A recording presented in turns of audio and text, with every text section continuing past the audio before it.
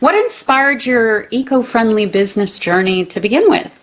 I was inspired knowing what I grew up in the country. And in the country, I grew up around green grass. I grew up around the cows, the sheep. I grew up around the wildland areas.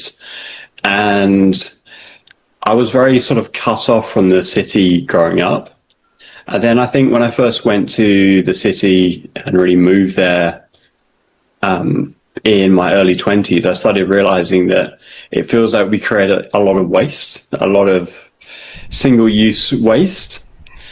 And to me, that just never quite sat right, but I didn't really know what to do with it at the time. And then I think it's only when I went back to the country in my late 20s that contrast became really obvious.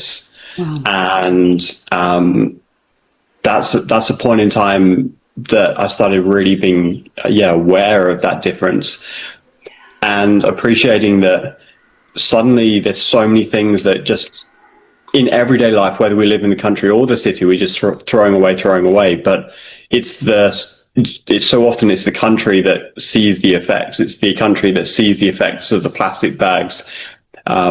In a weird way, in a city, if you see a plastic bag left on the side, it doesn't cause you to think, that shouldn't be there.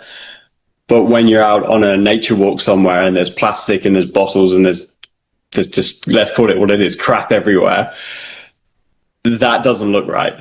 So I think that's what started me thinking about things. And then, it was 8 years ago that I met my business partner, and the world of Oh Crap was formed from some of those conversations and those talks.